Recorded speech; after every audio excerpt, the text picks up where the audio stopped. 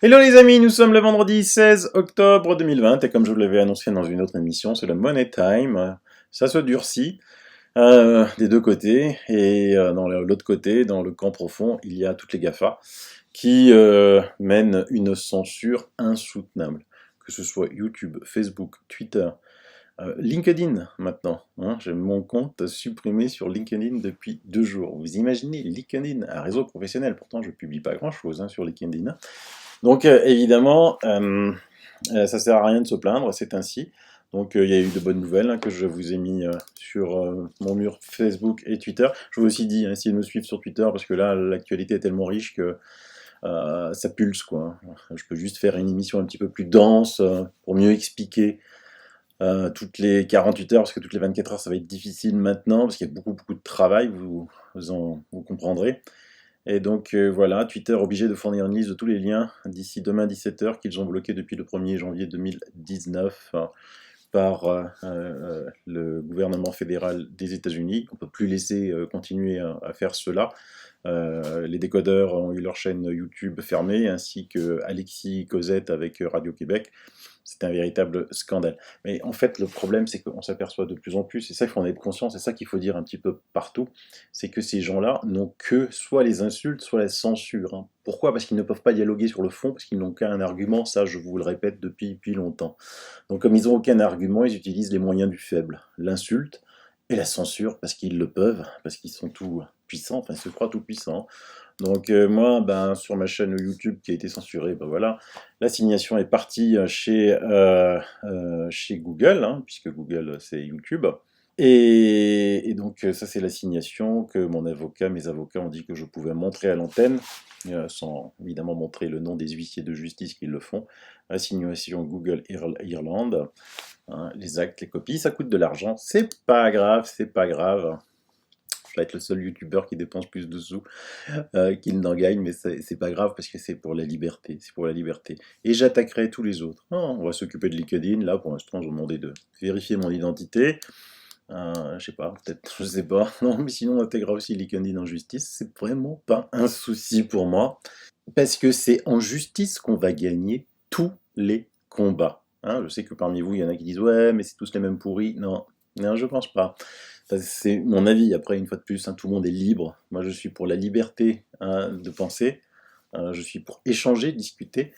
Vous m'avez jamais entendu ni insulter, ni rien faire de ce genre-là. J'invite à tous ceux qui ne sont pas de mon avis sur ma chaîne à venir en discuter sur le fond évidemment. Mais vous voyez, regardez aussi en justice, en Allemagne, le tribunal de Berlin suspend l'ordre de fermeture des bars et restaurants à 23 heures, en notant que les infections provenaient d'au-delà de l'industrie des aliments et des boissons.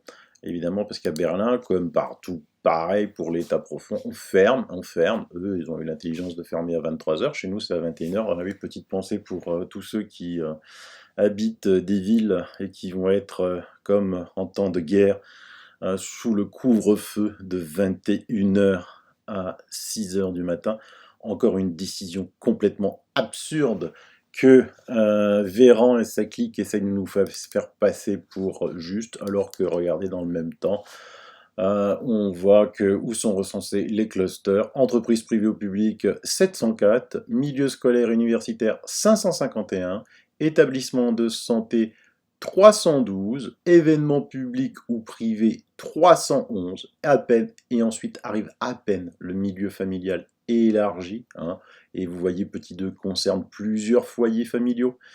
Ensuite, les établissements sociaux d'hébergement et d'insertion, les établissements pour personnes handicapées, les crèches, les communautés vulnérables et les transports, avions, bateaux, trains. Donc, c'est une mesure complètement stupide et à noter que dans les entreprises, dans le milieu scolaire, universitaire, dans les établissements de santé, on porte des masques. On porte des masques. Et vous voyez que c'est quand même là qu'il y a des clusters. Là aussi, ce serait bien de se poser la question sur les masques.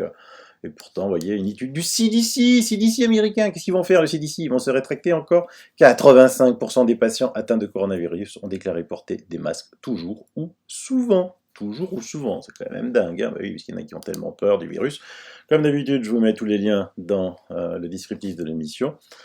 Et pour ceux qui n'auraient pas bien compris que ces mesures ne servent à rien, Pascal Pro va vous l'expliquer en 30 secondes. J'ai entendu un raisonnement par l'absurde, parce qu'on ferme les restaurants pour empêcher des interactions dans les restaurants le soir, nous sommes d'accord. Et j'ai entendu parfois autour du gouvernement dire mais les restaurateurs pourront s'organiser pour accueillir plutôt entre 18h et 21h. Mais si le même nombre de personnes passent entre 18 et 21h qu'ils ne passaient entre 21h et 23h, les gens auront simplement dîné plus tôt. Mais vous comprenez que le même nombre de gens seront allés dans le restaurant, simplement ils auront dîné plus tôt. Plus de monde dans le restaurant. Donc cet argument qui consiste à dire ah mais les restaurants ils peuvent s'organiser différemment, c'est idiot. Il me semble que c'est un peu... Et donc voilà, quoi. Le masque ne sert strictement à rien et les mesurettes qui sont faites par Véran, Macron, Castex sont complètement nulles. Mais oui, la justice aussi, vous avez vu, hein, qu'Édouard Philippe, Olivier Véran, Sidat Ndiaye, Jérôme Salomon et Agnès Buzyn ont été perquisitionnés par la justice. Alors j'entends aussi dire oui, mais c'est pour faire un sketch, tout et tout. Écoutez, laissez faire la justice, ayez confiance à la justice. Nicolas Sarkozy vient d'être mis en examen après 2 fois 48 heures de garde à vue. Les syndicats de magistrats en appellent à la Commission européenne sur les graves atteintes à la dépendance de la justice en France. Encore un conflit d'intérêts avec notre ministre de la Justice, Dupond-Moretti. On gagnera en justice. Faites-moi confiance, on gagnera en justice. Et en plus, on va gagner petit à petit parce qu'on a la vérité pour nous et que ça commence à se voir. Alors, vous savez quoi? Un truc de fou. J'ai publié sur mon compte Twitter j'ai retweeté une vidéo de Martin Blachier. Si on m'avait dit il y a 72 heures que j'aurais tweeté une vidéo de Martin Blachier, franchement, j'aurais bien ri. Mais là, je vais vous la passer à vous aussi, parce que en face, ils vont avoir que des insultes, donc lui, il faisait partie de leur camp. Mais là, on dirait qu'il change de camp. Et on va voir s'il le traite de nazi d'extrême droite, ou de rassuriste, ou de complotiste. On va attendre. Hein. Mais écoutez ce qu'il dit. Écoutons ce qu'il dit. En fait, je vais être tout à fait honnête avec vous. Nous, ça fait 3 jours qu'on fait travailler nos équipes sur ces chiffres parce qu'on est très, très, très surpris de ces chiffres. Depuis début octobre, on a un phénomène très particulier qui concerne l'intégralité des régions et des départements de la France. On a une espèce d'explosion du nombre de cas et c'est très, très difficile à expliquer. C'est pas mis en corrélation avec le nombre de nouvelles visites aux urgences. Donc, on se pose beaucoup de questions sur ces chiffres. On a écrit à Santé publique France de manière indirecte pour leur demander des précisions. Et on commence à se demander, je vous le dis hein, en toute franchise, on a vraiment regardé sous toutes les coutures si ces chiffres sont réels, parce que c'est très étrange ce qui se passe. On a une explosion dans des départements différents où pourtant on avait des cinétiques virales qui n'étaient pas les mêmes. On retrouve le même phénomène sur tous les départements, ça concerne toutes les classes d'âge. Donc il y a vraiment une espèce de phénomène systémique dans ces données qui est très particulier. Et j'avoue qu'on a du mal à l'expliquer, c'est totalement décorrélé de toutes les autres courbes. Donc on se demande s'il n'y a pas un problème avec ces données, on a du mal à les expliquer. Vous êtes en train de me dire que ce serait surévalué, docteur Blachier ? Je me demande tout simplement s'il n'y a pas un bug dans les données, puisque je vous dis, on a du mal à expliquer pourquoi dans toutes les régions de France, au même moment, depuis début octobre, on aurait une explosion des cas, une explosion du taux de positivité, alors qu'on a des villes qui sont sur des cinétiques qui sont assez différentes, que ça concerne toutes les classes d'âge. Donc on se pose des questions depuis 1 à 2 semaines sur ces chiffres-là, qui sont pas en corrélation avec les visites aux urgences, les appels SOS médecins. La cinétique sur les autres indicateurs, elle est pas celle-là. Donc, et on entend partout les gens à l'hôpital dire on s'attend à une avalanche de patients sur la base de ces chiffres-là. Donc on verra si ça se vérifie. Mais il y a 2 solutions. Soit on a vraiment une explosion de la circulation virale depuis 15 jours sur tout le territoire, alors qu'il semblait que les situations étaient un petit peu hétérogènes et dans toutes les classes d'âge. Soit il y a vraiment un bug dans les données depuis début octobre. Je ne sais pas comment ça pourrait s'expliquer, mais vraiment, je pense qu'il faut vérifier ces chiffres parce qu'ils affolent tout le monde. Et ça arrive, je veux dire, parfois, il y a des bugs qui se mettent dans les données. Et là, je pense qu'il est particulièrement important de vérifier ces données-là. Ben oui. Hein, 30 000 cas par-ci, 20 000 cas par 26 000, 20 000 cas par-là. Et après, ça fait beaucoup de cas hein, quand même, hein, parce que si on regarde quand même, rien que depuis le mois de octobre, en France, il y a eu, hier, hein, presque 250 000 cas. 250 000 cas, franchement, 250 000 cas, on a 5 000 places en réa. Et les hôpitaux ne sont pas pleins. Donc ça veut dire quoi? Ben, ça veut dire que les tests sont faux.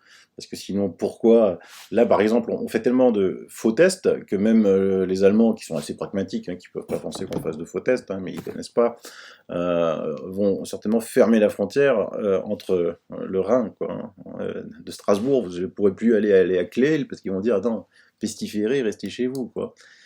Mais est-ce qu'il serait possible que, comme on le dit depuis très longtemps sur cette chaîne, que les tests PCR sont au-delà de 30 et 35 et sont faux, parce qu'ils sont tous positifs, quand l'ARS va nous communiquer les taux des tests? À quel cycle? D'ailleurs, vous avez vu dans la vidéo il y a Martin Blachier, là, vous avez vu tous ces gens qui se font se tester, ils sont en pleine forme, hein, ils attendent, mais à quoi ça sert? Mais à quoi ça sert? C'est pas des malades. Parmi ceux-là, il y en a plein qui vont être positifs, mais le lendemain, ils seront pareils. Ils seront pareils. Hein. Il y a des gens qui sont dans cette queue, qui quittent la queue, qui étaient inscrits, et le lendemain, alors qu'ils n'ont même pas eu le test, ils sont déclarés positifs, parce que le labo touche 73 €. Il faut arrêter. Il faut vraiment arrêter, quoi. Et il y a aussi certainement une autre raison. Regardez, ça vient pas de notre tas, ça vient de la COREB, la mission nationale de la coordination opérationnelle des risques épidémiques et bioéthiques, Reacting Research Actions.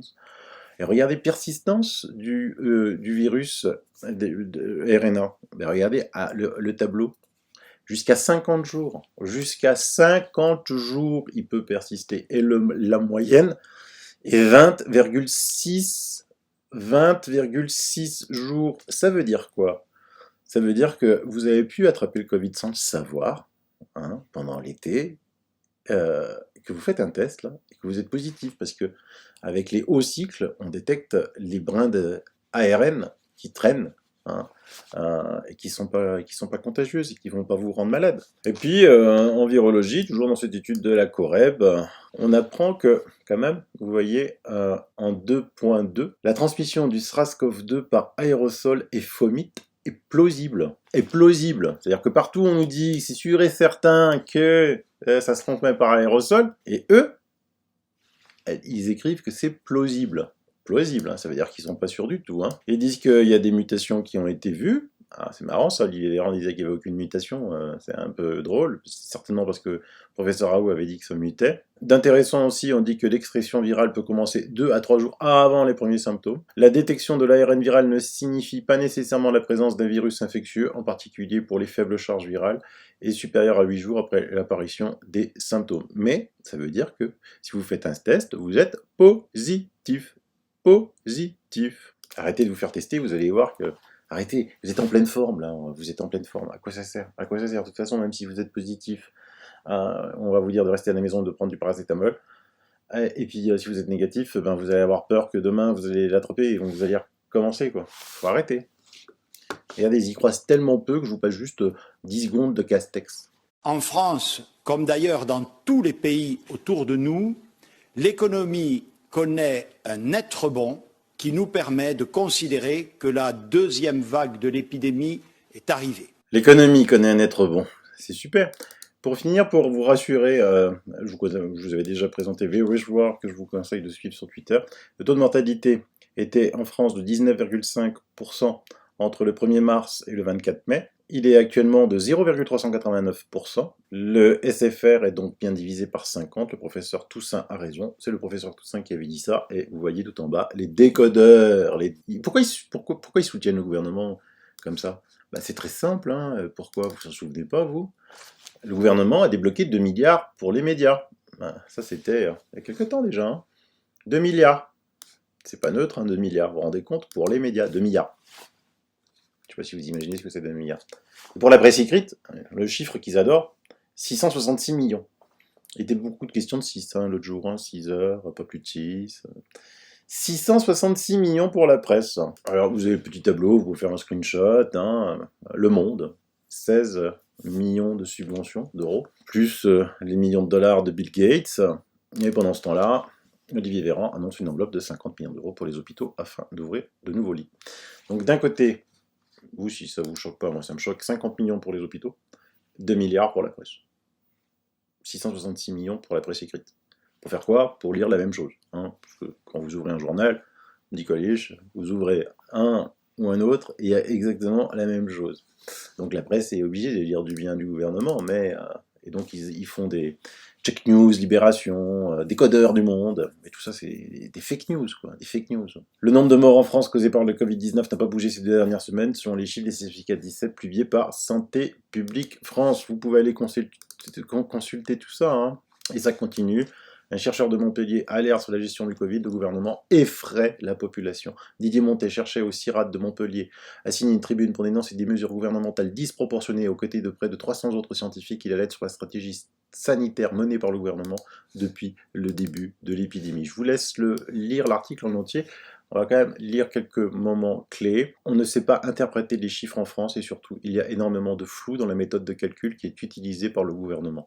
Il manque par exemple systématiquement pour les tests PCR les types d'appareils, les modes opératoires utilisés, les écarts types qui sont pourtant obligatoires pour toutes les publications scientifiques concernant les analyses. Forcément, il y a un problème de calcul choisi volontairement pour faire peur aux citoyens, précise Didier Montet. Selon lui, le taux d'incidence, le nombre de tests positifs PCR pour 100 000 habitants augmente mathématiquement avec le nombre de tests réalisés. Selon lui, l'épidémie est à relativiser dans la mesure où la probabilité d'en mourir est très faible. Il y a dans ce cas 50 cas positifs pour 100 000 habitants, limite de la zone rouge, soit 0,05% de la population. En considérant que 90% de la population ne présentera pas de symptômes, il y aura donc 10 patients symptomatiques pour 200 000 habitants. Parmi ces patients, une infime partie ira à l'hôpital. 574 patients par jour en moyenne sur 7 jours en France. Et 987 en réanimation et très peu mourront, 117 morts.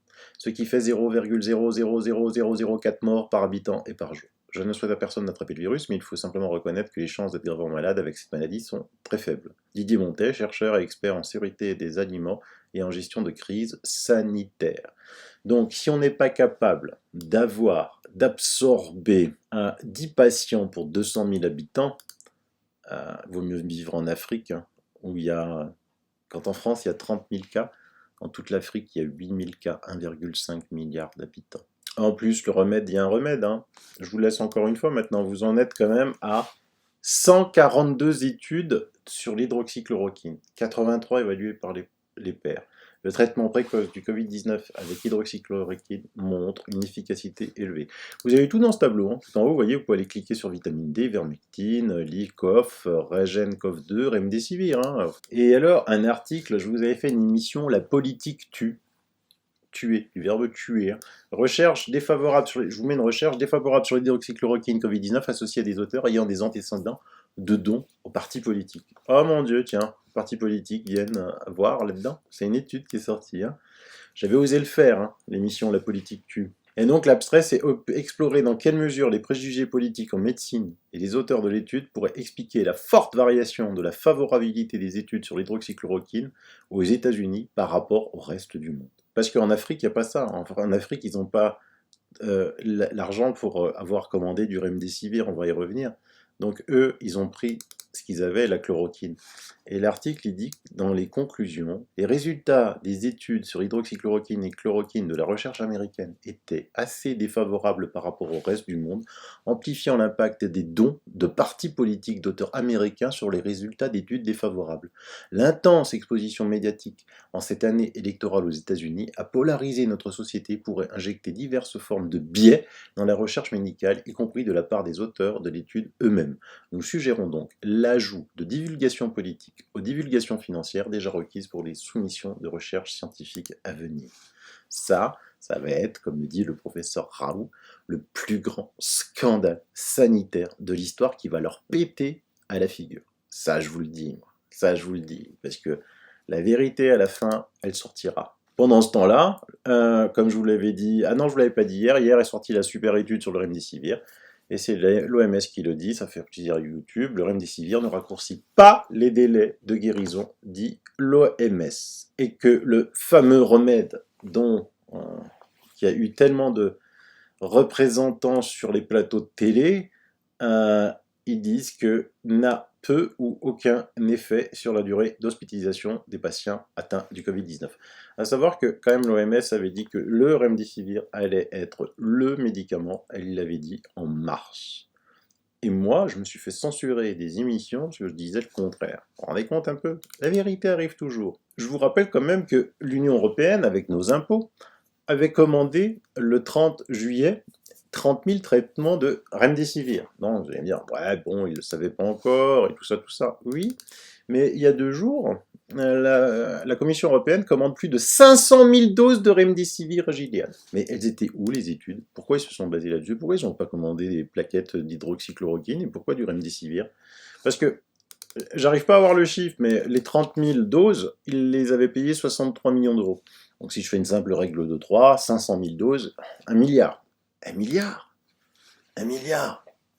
On est compte? C'est hallucinant, quoi. Hallucinant. 500 000 plaquettes de hydroxychloroquine, ça fait 2 millions. Et là, ils ont commandé 1 milliard. Et tout ça avec des faux tests, hein, comme on apprend, encore une fois, Recovery.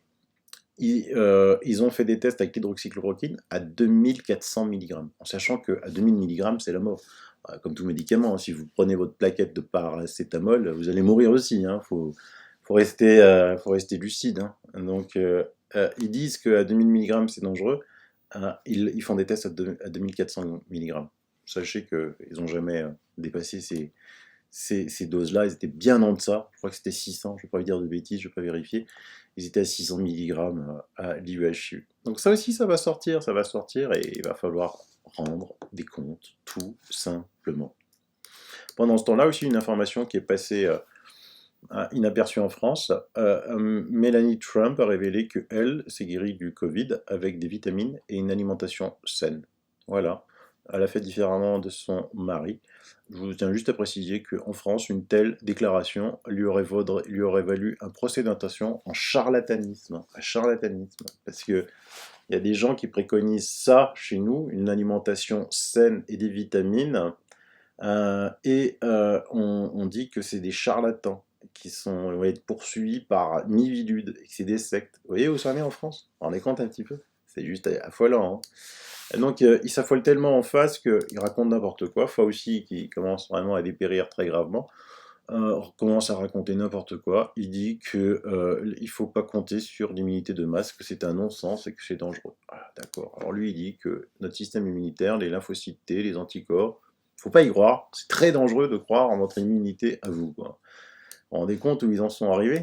Ils en sont arrivés qu'une ministre vienne dire, Elisabeth Borne, cela tombe très mal, les perquisitions, de venir saisir et mettre sous scellé les ordinateurs dont on a besoin pour gérer cette crise. Ils ont saisi les ordinateurs de ces types-là, ils en ont besoin pour gérer la crise. Ah bon? C'est sur l'ordinateur d'Olivier Véran qu'on gère la crise au niveau national. Mais voilà, et c'est juste hallucinant. Et Castex avait dit, je crois, de toute façon, on n'a rien trouvé dans la perquisition d'Olivier Véran. Ah oui, pourquoi tu y étais? C'est quelqu'un qui t'a dit. Comment tu peux savoir? C'est pas parce que tu es Premier ministre que tu as accès à l'information. Et puis, qu'est-ce que tu en sais ce qu'il y avait dans l'ordinateur, dans les smartphones d'Olivier Véran, toi? Hein? Non, et franchement, il marche sur l'eau, ces mecs. Je crois que quand il y a quelqu'un qui m'a dit que quand on arrive au pouvoir, ah oui, dans l'excellent dernier livre de Christine de Vieux-Joconcourt, que je vous recommande, d'ailleurs je vais l'inviter, Christine, on va faire une émission ensemble, sur les hommes de pouvoir, comme elle dit, une fois qu'ils ont les gardes du corps, le gyrophare bleu, le chauffeur, on les reconnaît plus. Hein. Quelqu'un que je vous recommande aussi de suivre sur Twitter, c'est Stalek, qui a fait un petit montage, c'est un garçon merveilleux, franchement. Abonnez-vous à ces tweets.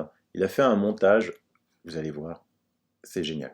Le Conseil scientifique, lorsqu'il nous annonce la énième deuxième vague la semaine dernière, un certain nombre de ses membres sont sur leur site de vacances. L'un des membres, alors qu'il nous annonce une catastrophe sanitaire pour la France, est sur son site de villégiature.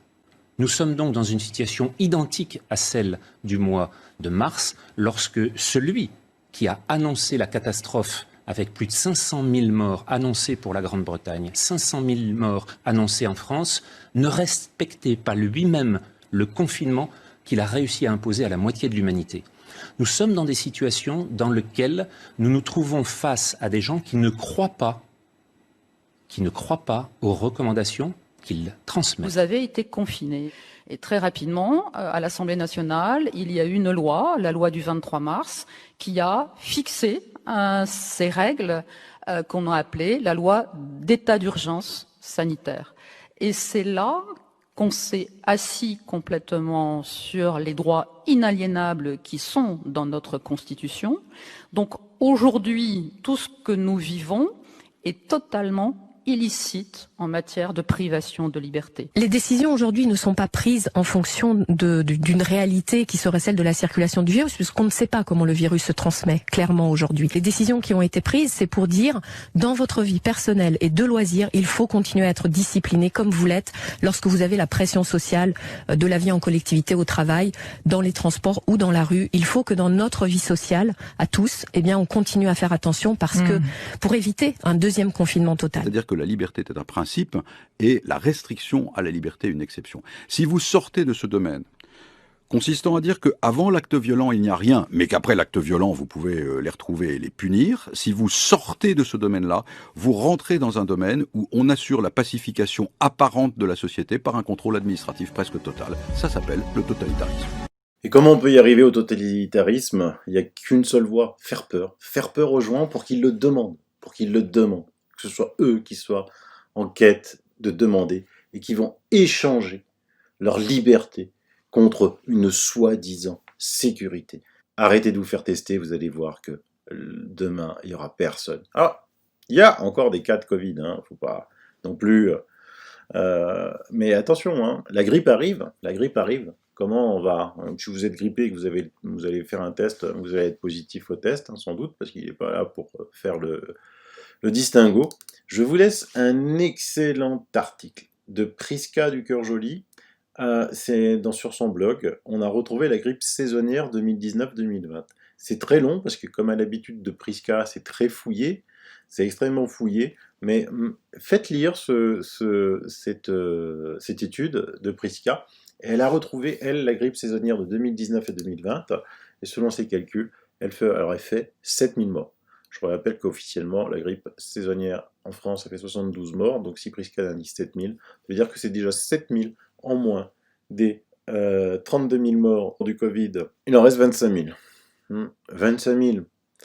Donc, on est au niveau de la grippe de 2017, mais, une fois de plus, 25 000 parce qu'on n'a pas soigné, 25 000 parce qu'on a interdit aux personnes âgées d'aller dans les hôpitaux, ceux qui sont en EHPAD, 25 000 parce qu'on a encore réduit le nombre de lits en réanimation. Vous savez, si on continue avec ce gouvernement, il n'y aura plus que 1000 lits en réa. Donc on va arrêter la vie dans ce pays pour chaque épidémie qui passe, chaque hiver. Il faut vraiment arrêter cela. Et si ça vous intéresse encore, je vous laisse un article de François écrit par Dr Gérard Delépine. Je suis médecin, j'ai 74 ans et je ne me vaccinerai pas contre la grippe cette année. Parce que là, il n'est pas question d'être anti ou pro-grippe, il est question d'interférence virale. Et deux virus qui sont vraiment différents, celui de la grippe et celui du Covid. Ce qui a vraiment aucun problème. Parce que quelqu'un l'a étudié avant de dire que c'est des conneries. Il faut l'étudier, c'est tout. Point, final, barre. Voilà, je vais vous laisser le mot de la fin avec le meilleur d'entre tous, le professeur Perron, qui va nous parler des tests, qui va nous parler de la folie qui s'empare de ce pays. Écoutez-le. C'est juste pour vous donner envie d'aller sur Sud Radio écouter sa dernière interview qu'il a passée. C'est très important. Et arrêtez de croire ce gouvernement. À la fin de l'émission, je vous remets encore un melting pot de ce qu'ils ont raconté pour vous dire avec quelle facilité on vous ment. Soit c'est des menteurs professionnels, soit ils sont complètement incompétents. Mais c'est soit l'un, soit l'autre. Il ne peut pas y avoir de juste milieu. Allez, je vous dis pas, je sais pas, demain j'ai plein de travail, dimanche j'ai plein de travail, c'est super, je passe mes week-ends à travailler, c'est fantastique, c'est génial. Allez, bye bye, bibis. Alors c'est vrai que dans certains pays, dont la France, il y a eu un petit rebond là depuis la fin août, et puis ça a augmenté un petit peu. Alors d'abord à Marseille, il y a 15 jours, puis à Marseille, c'est en train de s'améliorer doucement, et puis maintenant en Île-de-France. Mais les hôpitaux sont très loin de la saturation qu'on a connue. Alors donc, justement, vous avez amené, par exemple, des tableaux. Je voudrais le montrer. J'espère qu'on le voit à la caméra. Ce sont les tableaux d'hospitalisation. Est-ce que vous pouvez nous le commenter ? Alors, vous voyez, sur la courbe, il y a une grosse vague qui correspond à mars-avril à gauche. Et puis à droite, il y a la soi-disant deuxième vague. Vous savez, vous vous souvenez du film Bright the Nice et Isgord Osgore qui attendent la grande vague. Mais ils attendent d'en bas.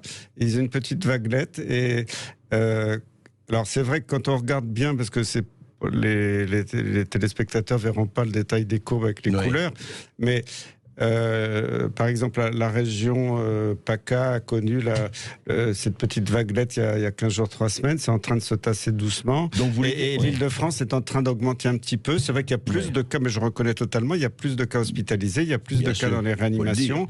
Mais moi, quand je discute avec mes collègues réanimateurs, maintenant, il n'y a plus qu'un tiers des malades qui sont en ventilation artificielle. C'est pas du tout la gravité des malades qu'on a connus au mois de mars. Et puis les réanimations sont loin d'être dans la saturation. Parce que vous savez qu'on a aussi, voilà le tableau des admissions en réanimation. Alors, vous voyez que c'est la catastrophe à droite où on voit une petite vaguelette, on nous fait croire que le système de santé va péter. Pardon, juste préciser que c'est sourcé Santé publique France. Oui, mais c'est des courbes officielles. Moi, je raconte que des choses officielles. Je suis désolé. J'aurais aimé que M. Macron présente ses courbes hier soir parce qu'il aurait été ridicule devant les Français. Parce que nous faire croire que... Vous vous rendez compte, mettre un pays entier... non, pas entier, pardon, c'est des régions, l'Île-de-France... C'est un tiers de la population française. Voilà, un tiers de la population française en couvre-feu. Le couvre-feu... les Gaulois réfractaires s'en souviennent. C'était quand? Pendant l'occupation allemande, où la milice et la Gestapo venaient à la maison, et maintenant on va voir la police débarquer à la maison pour voir s'il y a plus de 6 personnes à table. Et je fais un appel solennel aux Français, arrêtez de faire la queue dans la rue devant les laboratoires de biologie dès 6h30 du matin, ça ne sert à rien, vous n'êtes pas malade, ces tests ne veulent rien dire, c'est pas parce que le test est positif que vous avez le virus, vous n'êtes pas contaminant. On ne fait un test que si on a des symptômes, ou que si on est dans l'entourage immédiat de quelqu'un qui a des symptômes. Donc tout ça, c'est une imposture. Alors le nombre de cycles d'amplification est important, parce qu'en France, effectivement, comme disait notre téléspectateur, on fait 40-45 cycles d'amplification, ce qui donne énormément de faux positifs, alors qu'en Allemagne et en Italie, ils en font 20 ou 25. Ouais. Donc ça ajoute au nombre de faux positifs, bien sûr. Et on les présente comme cas positifs, et les gens sont angoissés. Ce qui permet à Olivier Véran à la télévision de montrer des courbes, qu'on a une deuxième vague gigantesque, que tout le monde est malade partout en France, c'est totalement faux. Tous ces cas, ce ne sont pas des malades dans l'immense majorité des cas. Donc il faut que les Français réagissent et appellent à arrêter cette imposture. En plus, ça ruine la Sécu. La Sécu n'a pas beaucoup d'argent. Quand on voit que le gouvernement a supprimé des lits de réanimation, continue à supprimer des moyens dans les hôpitaux, contrairement à ce qu'il avait annoncé avec le Ségur, et qu'on ruine la Sécu pour des tests qui ne servent à rien. Des milliards d'euros, vous vous rendez compte qu'est-ce que j'aurais pu faire dans les hôpitaux et que c'est des milliards d'euros. 18% des gens guérissent. Je le confirme ce soir. Est-ce que vous avez acheté des masques pour vous et vos enfants? Ah non, pas du tout. Non, mais vous rigolez, mais là la question c'est de savoir est-ce qu'on va acheter des masques ou pas? Le port du masque, ça ne sert à rien. Ce sont des masques qui sont uniquement utiles quand on est soi-même malade. Les masques ne sont pas nécessaires pour tout le monde. Il ne faut pas mettre de masque, il ne faut pas porter de gants. Ça ne sert à rien. Et ça même un inconvénient, c'est que ça prive de masques ceux qui en ont véritablement besoin. On a une utilisation qui n'est pas bonne et ça peut être même contre-productif. Il n'y a aucune indication à acheter des masques. J'ai pris un arrêté qui interdit la vente de masques. Les Français ne pourront pas acheter de masques dans les pharmacies parce que ce n'est pas nécessaire. Porter un masque en population générale, ça ne sert à rien. Moi, je ne sais pas utiliser un masque. Il n'y a pas de sens à porter ce masque, totalement inutile pour toute personne dans la rue. En fait, ça ne sert à rien. Je ne sais pas l'utiliser. L'usage des masques est inutile. Vous ne cessez de dire que les masques sont inutiles. Les masques n'ont aucun intérêt pour le grand public. On doit acheter des masques ou pas? Soyez clairs. On ne doit pas acheter de masques et d'ailleurs, on ne peut pas en acheter. Il n'y a pas une pénurie de masques. Aujourd'hui, nous avons un stock d'état de masques. Et sur les masques, c'est très important pour nos concitoyens. Le ministre l'a dit, mais je le redis. Il n'y a pas de sujet de pénurie. On le dira beaucoup en point presse qu'il ne faut pas s'inquiéter là-dessus. Nous avons des dizaines de millions de masques en stock. Pas de risque de pénurie de masques? Non, il n'y a pas de risque de pénurie. En fait, on a des stocks d'État, donc ils sont renouvelés, on les a. Il faut arrêter de mentir aux Français. Je ne crois pas qu'on puisse me reprocher de mentir. Il en va de même d'ailleurs pour la porte-parole du gouvernement, Sibeth Ndiaye, avec qui je travaille très bien. Vous savez quoi? Moi, j'ai pas l'habitude de mentir. Je ne mens pas, monsieur. Vous ne dites pas que je mens. C'est n'importe quoi de dire un truc. C'est n'importe quoi? Je suis parfaitement certaine que c'est n'importe quoi.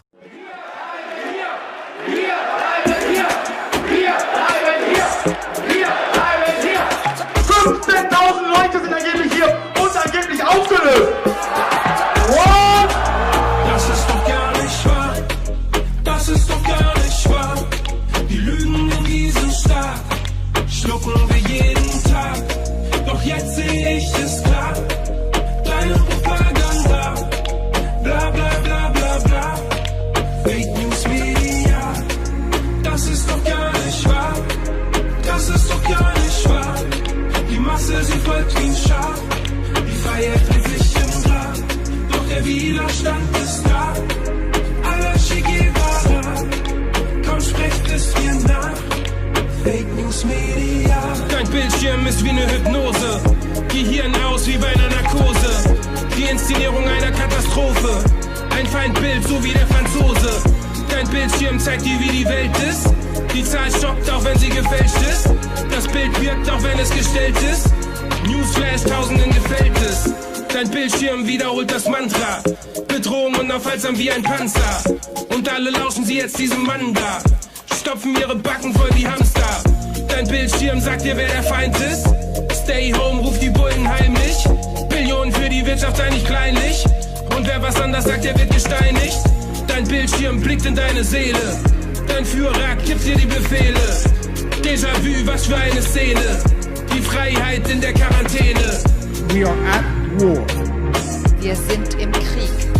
Weil der so sehr auf unser gemeinsames, solidarisches Handeln ankommt. Das ist doch gar nicht wahr. Das ist doch gar nicht wahr. Die Lügen in diesem Staat schlucken wir jeden Tag. Doch jetzt sehe ich es klar, so klar. Deine Propaganda, bla bla bla bla bla. Fake News Media, das ist doch gar nicht wahr. Das ist doch gar nicht wahr. Die Masse, sie folgt wie ein Schaf. Die Freiheit dreht sich im Grab, doch der Widerstand ist da. Allah Che Guevara, komm, sprecht es mir nach.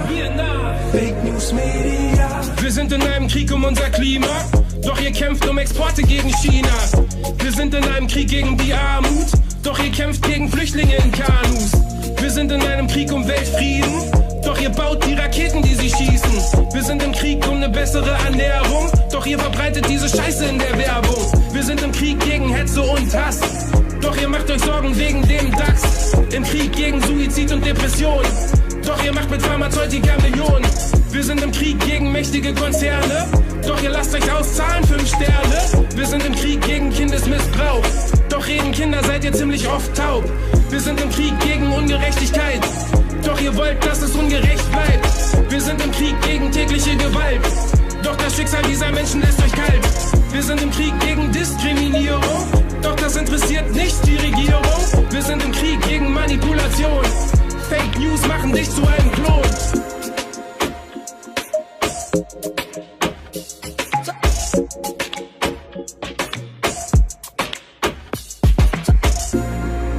Das ist doch gar nicht wahr.